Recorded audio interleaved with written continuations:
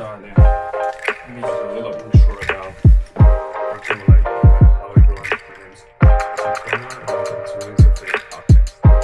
A very short introduction, and we will start again. And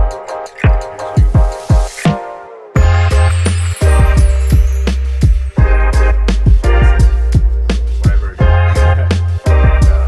That's what we're gonna do.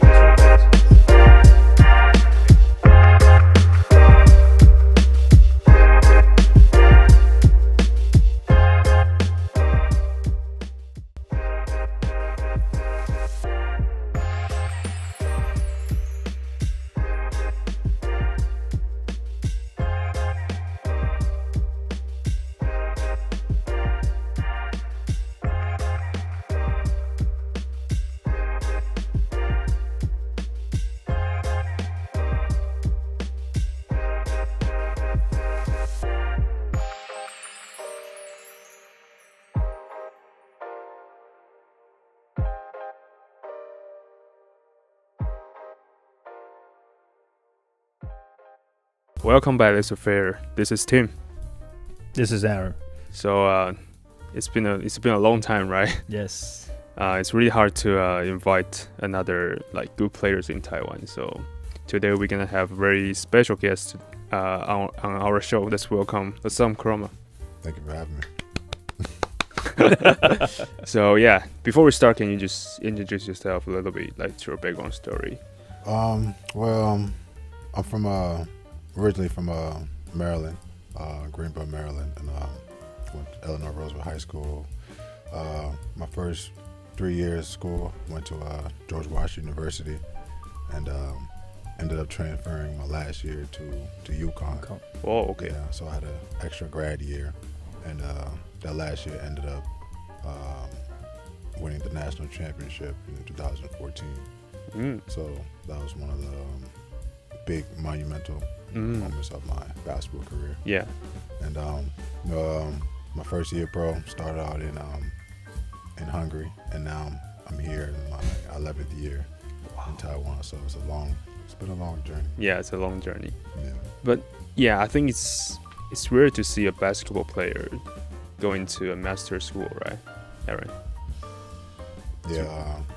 What do you think? Think about what? Like, as a basketball player and trying to go into the masters schools and finally finish the schools and start to play basketball. Yeah, but I think it's more difficult in Taiwan. Oh, because okay. in Taiwan, for a basketball player or any sports player, that we always tell them to focus on sports. Yeah. Yeah, not academically needed. Yeah. Actually. Yeah, for sure. Yeah, but I think it's the Western countries. It's a totally different story. What do you think? Listen. Yeah, I mean, in the States, it's always, growing up with school first. You don't have school, you can't play basketball. You know, so even in college, you have to have a certain GPA to stay on the team. Yeah. So, yeah. And I mean, it's a good thing. I mean, even now to have both sides basketball and what you're into academically or what you want to do in the future, just to set yourself up to have a lot of eggs in your basket as the years goes on. So in school, I had my bachelor's in criminal justice, and then when I transferred to UConn, it was in educational psychology. Wow. So that was. Can I ask why you choose that? Psychology is interesting. Just always been intrigued of knowing why and why things work. I feel like if you start in the mind of knowing the humans, what we want and how we react, everything else we have comes off of our emotions and what we need. I feel like that's the foundation of everything. Yeah, because nowadays that so many people are talking about sports or how to use psychology on sports court, Yeah. And different business. Did that master degree help you playing basketball? I mean, not too much. I mean, it's a good thing. It lets you learn about people more, and you might probably could develop a certain skill that you probably didn't notice of trying to be a leader and how to work around other people, other humans and stuff. So probably played a little part. Yeah. I think all this education process will improve yourself, like in terms of time management, or like organize things like in a proper way, right? So yeah, I guess maybe people in Taiwan, they don't really like Aaron says, especially for young students, they always focus on sports, trying to play like good balls, right? Yeah. But in your opinion, what advice you can give them, like trying to manage all the academically and also the sports sides? I mean, it's never you're never gonna have a perfect balance. It's gonna be hard. It's gonna be hard work. Just like trying to be a great basketball player is gonna be hard work. But I think it's definitely possible that you can try to manage both to your best abilities. And it all depends what kind of field you're going to academically. If you're trying to be a doctor, at the same time trying to be the best player, it's going to be very difficult to do that. Yeah, of course. So it all depends. What's your drive, what's your passion, what's your motivation. So it all depends. I think the main point is because I think it's education. Yeah. Because in Taiwan we actually always be taught that we have to be focused on one thing only. You cannot do two things at the same time. Right. And you will do things not correctly or not good enough. Right. Yeah. So if you want to study, you want to be a doctor, and then you can be like, you cannot think other things. If you want to be a sports player, then you have to focus on that and forget about all the other things. Yeah. I think that's not right. Because the education in Western country and in Taiwan, in Asia country, is totally different. Yeah, I think the whole system is different. The whole system is different. That's why you can see how Jeremy, it's rare to see if he was born in Taiwan. There's no way. There is no insanity. There's no way he can get into the NBA and also graduate from Harvard. Yeah, that's a big accomplishment. That's for sure. Yeah, but when you like trying to play overseas, I saw you also went to the NBA draft, right? No, I didn't go to the NBA draft. Oh, really? I played in the NBA Summer League. Oh, okay. Then I played in the NBA G League draft. Oh, okay. And I got picked up by the Westchester Knicks. So I went through that process. Yeah. But eventually you went overseas. How was the journey when you played overseas? I mean, initially I was very excited. I didn't know what to expect. I know basketball, just hearing stories, basketball is a little different, different culture. And the first thing getting there was the culture shock of just the language, the food, and where I was at, everybody's driving stick shift. It's not automatic cars. So that was like my first welcome to Europe. So they're trying to teach me how to drive stick shift and everything, and it wasn't working. I was killing the clutch and everything. So after like a month, I think some other rookie teammates had the same issue. So after like a month, they said, you know what, everybody get automatic cars. I'm not gonna make you like burn our cars out. Okay. So, but it was a little transition, just getting to know the culture, the language, and other people's point of views and how they see everything. But it was definitely a great opportunity to start out there. How about the food that you just talked about? The food was good. I mean, depending where you're going. My first year was in Hungary, Eastern Europe. So they got pretty good food. They're big on. You sure they got pretty good food? Yeah, I've been hungry twice. Okay. I don't think the food there is good. I don't know. Maybe you took a the chicken is so dry. Yes. Maybe you took a left turn the wrong. Okay. But, it was not bad. I'm not a picky eater. Okay. Well, I'm picky. Okay. So it was cool. Okay. But where you see it's most impressive a lot, like in terms of everything, like lifestyle, foods, like maybe like basketball style? I would say like I spent a lot of time in France. Okay. France was pretty good. I was in the south of France in Marseille, and up north a little bit in Cholet, and it was pretty nice. Like the culture was nice. The weather is nice. The weather's nice. But down south was good. I know. Like nearby a beach. Right. But that was pretty good, and also playing in Greece was real nice. You know, seeing all the historical like buildings and everything, and their food was very good. Yeah. And I was living on an island and everything, so it was a great like experience being out there for sure. And also Australia. I was in Australia for a little bit, and wow. that was the first time I seen like cars driving on the other side of the road. So I was like, okay, this is culture something shock. different. Yeah, but it was real nice over there, especially their main language is English, so that was real quick for me. Easier for you to adjust. Yeah, so it was good. But yeah, I think we talk a lot about like European basketball, especially for France. They're doing pretty good job on basketball. Yeah, It's more competitive environment when you play there. Yeah, it's more. It's definitely competitive. Got guys out there like, I mean, you see it in the draft right now. It's like the first 3 or 4 picks in the draft was from France, or you got these countries from like Serbia or Germany, and so like the competition there is very tough. Playing good basketball, you know. So going there, you learn a lot of things from even the coaches and other players of like, you know, how to play like real good basketball in Europe. You know, there's good basketball everywhere, right? But also there, you know, it's good competition for sure. Yeah. But what brought you in Taiwan? I always wanted to come to Asia. You know, why?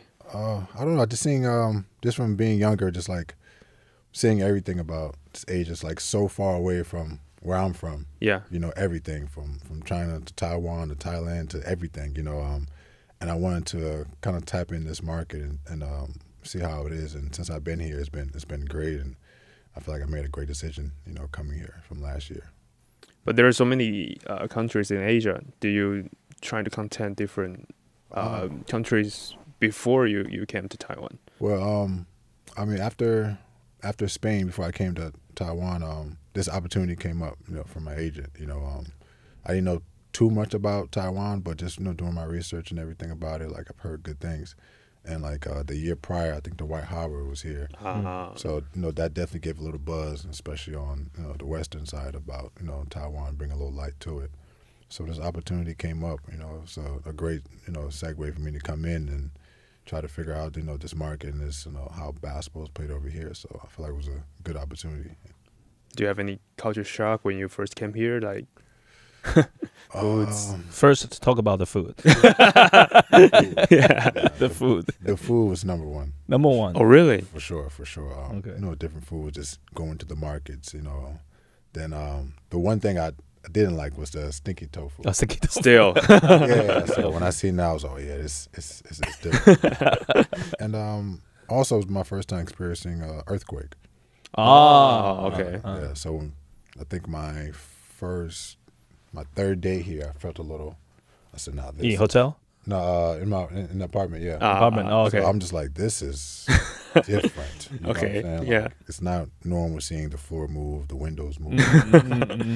And I think I was like on the 17th floor. Wow. So there's nothing you can do except pray and hope it's all right. You know? You don't have to go to a high-end movie theater. It's a free experience. Oh my God. It was crazy, man. But yeah, that was the experience that I had to like get adjusted to. For sure. Yeah, but we also watched DeMarcus Cousins came, right? So how do you feel, like Aaron, when you first saw DeMarcus came to Taiwan and play with Lasan? Yeah, in the first place, I think it's a great news for Taiwanese fans because it's not very convenient for us to travel to states to see real superstars in NBA. Right. Yeah. Right. So it's a great opportunity for us to watch they play, even though it's like the last few seasons. Right. Yeah. To finish. I think it's great, and I'd also want to see actually because of these superstars, they can bring more fans wanted to buy tickets, wanted to go to basketball court to see the games. Right. Because I always think that the population of basketball, no matter watching fans or the media or people get involved in this industry is too less. I think we should have more people to get involved with. So I think it's a great, good impact. Yeah. Well, what's your first thought about like playing with DeMarcus? I mean, excited. You know, I know how much of a great talent he is. I remember just just watching him. I think he's my class coming out of high school, 2009. So same grade, same year. Yeah, same year. Oh, year, yeah. Oh. So I'm just I always knew DeMarcus Cousins, and I felt like he was kind of like the first big to he's shooting, he's passing, he's doing all these things. You know? So just hearing news that he was coming here, was very excited to play along with such great talent. So it was great. It was real good. And I think it was very good for the league as well, bringing so much popularity to it. And then we see what happened of winning the championship. So it was just huge. It was everywhere. So on ESPN, the Bleacher Report. If you said his name, you said Taiwan. You said Taiwan, you said his name. So it was good. It was good for the league. It was good for the the culture of it. So I think it was nice. Okay. How was the chemistry when you guys played together? It was real good. I mean, came in first day. I mean, I feel like we connected, at the beginning. Real humble guy, real good guy, and he embraced everyone. Embraced everyone real well, and was like a true professional. So it made it real easy. It made it real easy on the court. Just knowing how to play. Like he's a great player, high IQ, and I feel like I carry myself as a high IQ player and knowing how to play the game. So it just came comfortable like that, So it was great. It was a great year. It was a great year for sure. Because you guys won the championship. Yeah, it's pretty good. And you had so many awards in 2024, right? Yeah. I mean, all those things was nothing I thought of coming in. Oh, okay. I'm coming in like, okay, let me get adapted to the league. Let's try to get some wins and everything. And in the process of doing that, like these things were coming. It was all predicated to my team. It was having chemistry and playing good basketball. Didn't feel like anything was forced. I didn't feel like I was looking for something. So like a huge shout out, to my teammates and coaching staff, just putting me in a position to even for that to happen. Because without them, it's like it wouldn't be none of that. So, for sure. And I felt like it went towards in a way of us winning championship. So I was glad I was able to do that, and being recognized from the league, appreciative of that too. Yeah, we're gonna talk about the Taiwan leagues in the next episode, but I wanted to talk about the imports in Taiwan, because I think a lot of people, they think like many teams, they have so many big imports to influence the game, but as a like point guard, shooting guard, and also small forward, right? Well, how do you develop your game to influence the game on your team? So you mean like from having bigs and guards, or like? Yeah, I think bigs mostly, like people will always think they can influence the game more than small imports, right? Yeah, I mean it all depends. It depends on your team.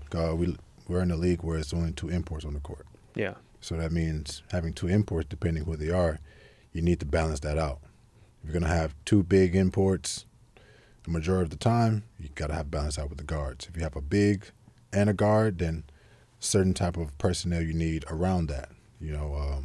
So it all depends on teams. It all depends on what kind of big you have. There's a big that doesn't shoot threes. There's a big that always is down low. So that's a different way to work your team around that.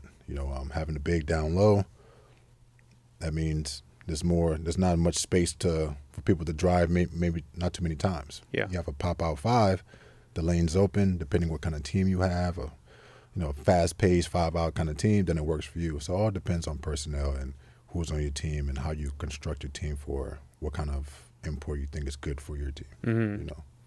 Yeah, and I think the following questions will be, I don't know if it's like a strategy for each team, but we see a lot of like imports, like when they played in Taiwan, they're trying to score as much they can, right? And they're trying to influence the game by themselves. But I think maybe if the imports can fit the local players more as a team, maybe they can win more games. What's your perspective on that?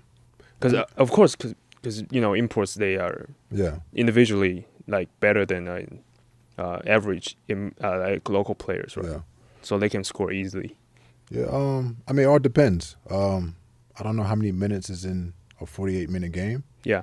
But each quarter is 12 minutes, and within that you need points to be on the board. Yeah. You know what I'm saying? Yeah. So it's like and it depends what team you're on. If you are a player who can average 25 and whatever points, why not help your team do that? You know, if you're a player who can do that, but also has other players that can average 20 and this and that, then you don't have to do as much. You know what I'm saying? So it goes to any basketball or any league or anything of NBA or something. You know, like you have the Warriors or something. You're not going to have everybody averaging 30 because you have 3 or 4 people that can do that. It's different.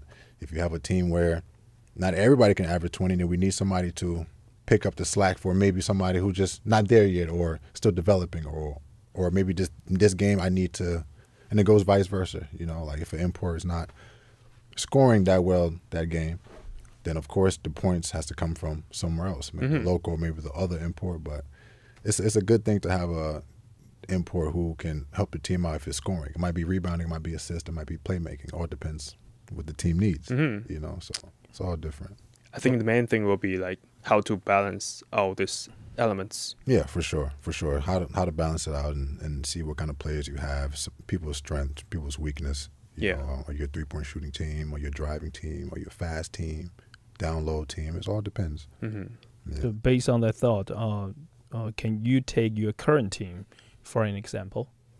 Wow. Just like your role or in your team, and what kind of style that your team want to play, what kind of different players that you have on your team. Yeah, I think we have a pretty kind of diverse team. We have great locals, good imports, and I think we know how to play off each other. We have a great point guard, a good wing, a good big. So it's good. Like depending, our style is more of like, you know, playing good basketball, move the ball around, have good plays. You know, so I think we have a lot of guys who can do a lot of different things, and you know that becomes, you know, different matchup problem for certain teams or different kind of teams. You know, because we have a way to play and we have good players. You know. Okay. Yeah, I think Aaron, you broadcasting so many games in Taiwan. I think that's the very common phenomenon among Taiwan teams, right? When somebody trying to score as much as they wanted to score, but eventually lose the game. Yeah. So and I think it depends on the motivation or the reason why the team finds you. Because if they lack of rebounds, they need some bigs to make block shots. They will find big import, and then like Lasan, I think he is here to score. And actually, there are so many basketball fans in Taiwan are talking about maybe you will be one of the best scorers at all time in Taiwanese basketball history. You know, you never heard about that. Somebody compare me with like Michael Fibra, and and some other imports that really are good at scoring. Yeah, so you are one of them. What is your thought? I mean, there's a lot of great scorers like in the league now. You know, it's just time will tell us. You know, as the years go on, you know, who implements himself and stay solid in this league for a couple more years. You know, there's been guys in the past that had a good season, then it goes somewhere else, opportunities and whatnot. It's just all like, you know, who's gonna stay the long haul to build that resume for Taiwan. You know, So I mean, there's so many great players here. You know, just I can't even say that. Like, so many great players. We see that day in, day out. You know, guys having 30 here, 40 here. So it's like it's just about the consistency and like how to maintain that for the longevity of, you know, playing this league. Yeah, I think because before the show we talk about Leopards for this season, like so many ups and downs. What's your opinion about like the main thing you guys trying to resolve like during the season? Just staying consistent, trying to stay consistent with what we have. We've been in games of being the best teams, and then going up and down and losing, winning games, and sometimes you can't help it, but injury can be a part of things. You know, you can be on a hot streak, then 1-2 player goes down, you lose a game, then you're trying to recover. You're still finding yourselves with that rhythm. That's why, this league is up and down of who's winning, who's losing. Yeah. And then teams may have new players, new system, new matchup. So you never really know. It's not just even across from the board, from the first day of the season to, more than half the season gone by. Every team looks maybe different. So it's a different flow. It's a different rhythm, So right now we're just trying to find that consistency of being healthy and just find our rhythm and try to hit at the right time, trying to head into playoffs. Mm-hmm. What's your opinion about the Leopards? Yeah, actually, I want to ask one question about: is there any difference from your angle that the previous professional league, T1, and now is TPBL? Yeah. Is there any difference that you feel about the league or the way that other teams playing? I feel like we have more teams now. Now 7, one more. Yeah, obviously. Yeah. And we won the championship last year. Then you add in the champions from P League. Then you got historical teams with like Dreamers and Lioneers. So you add those firepower and just I feel like the more you put more teams together, it's gonna be more competitive, more players, more people to go against. So I feel like even now, even if you put both teams, both leagues together, it would be like, okay, we get to see this competition today. We get to see this guy. We heard about you in P League, and now you really get to match up everybody and like see what it is, and it gets more exciting and gets more. It's more competition. It's more eager to see what's happening. Instead of seeing, same people like more than often. So, yeah, I think it's very competitive this year. I feel like every year it's going to get more competitive. Teams are getting better and players are getting better. And younger players are getting more developed. For the locals. So I think it's always good. So last year is 6, this year is 7. So next year should be 8 or 9. we'll make it more competitive. Put it all. Yeah, good math. Good math. It's competitive now, but just imagine both leagues together. It's it's gonna be great. So I think the more leagues it is, better for the fans to see their favorite team versus that team and this team and down south versus up north and all that. I think it's perfect. Okay, so as a player, that you want to see the two teams combine together, all the team playing together. For sure.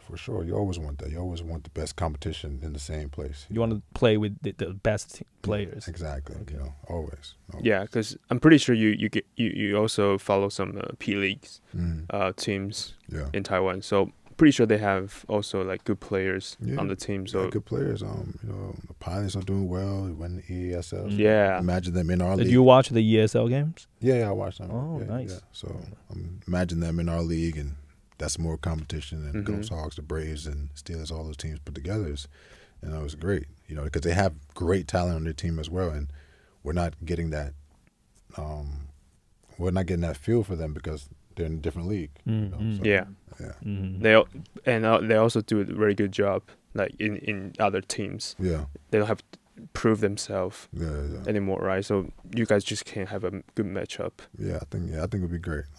Yeah, talking about ESL, last week I was in Macau. Oh, really? Yeah, watching the. How was the feeling? It's fantastic. It's so amazing. I think, especially we have 2 Taiwanese teams against 2 Japanese teams. Yeah. Japanese basketball for all these past maybe 5 or 10 years, they grow so fast, very, very fast. And then you can see how physical the game can go. Yeah. So I'm just wondering, as a player, that you want to play against like the Japanese professional team, Japanese players for import player, that you want to play against them? We want to play against any competition.